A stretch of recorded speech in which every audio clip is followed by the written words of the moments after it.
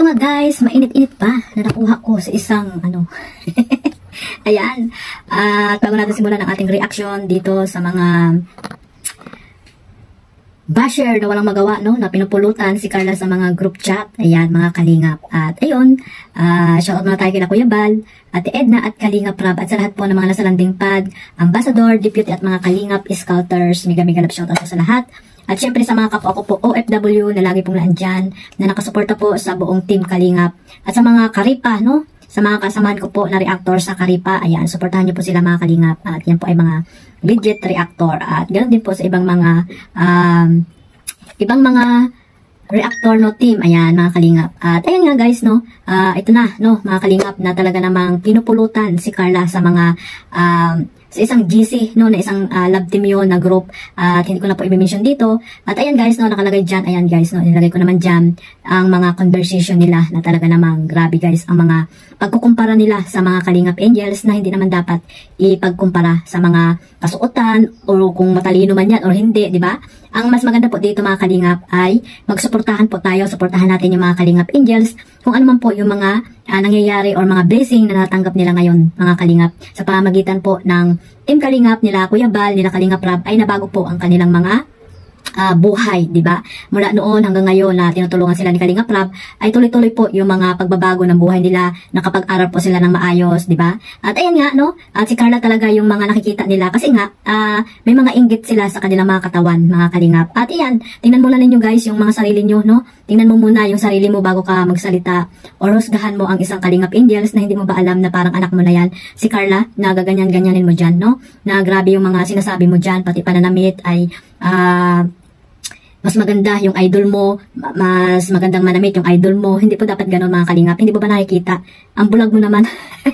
Talagang ito mayroon tong inggit, no mga Kalingap. May inggit ito sa kanyang sarili kasi hindi niya nakikita kung ano yung mga kasuotan, kung gaano kaganda at manamit si Carla. Diba? Siya lang bukod tangi siguro na ganyan yung pag-iisip niya kasi nga hindi niya kayang gawin yung mga ginagawa ni Carla, yung mga sinusuot ni Carla, hindi niya kayang bilhin yan mga Kalingap.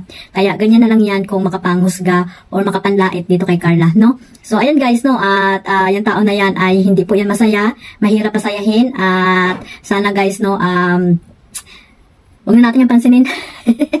Huwag na natin yung pansinin mga Kalingap. At ito, na-reactionan ko lang para kung mapanood man niya ito, ay sana ay malinawagan po yung tuktok mo, no, yung isip mo na wala kang ginawa dyan sa group chat nyo, kundi manlait ng isang Kalingap Angels na hindi naman dapat ganun. Huwag pong mangusga at huwag magkumpara. Di ba lagi po yung sinasabi ni Kalingap Rab? Sa bagay, isa ito sa toxic dyan sa kanilang community, no? Isa ito sa mga mapanira sa mga Kalingap Angels na talagang ganyan ang gawain nila, no? At sure ba kayo na yung mga team Jomcar or mga supporters ng Jomcar ay hindi nanonood sa ibang love team?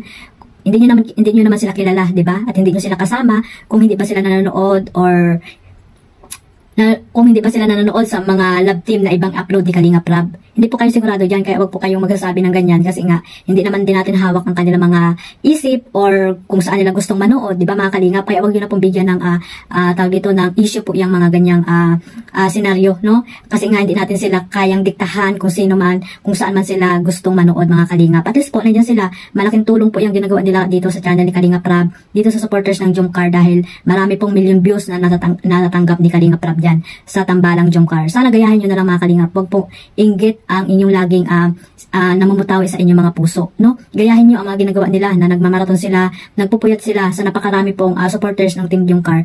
Siguro naman magagawa nila yan, di ba? At nagawa na nga nila at nakailang million views na nga ang nagawa nila dito sa episode ng Jomcar, di ba mga Kalingap? Huwag niyo pong sabihin na parang ginawa din nila doon sa sinabi ni doon yung nagpapaboost ng tawag dito ng views, di ba mga Kalingap?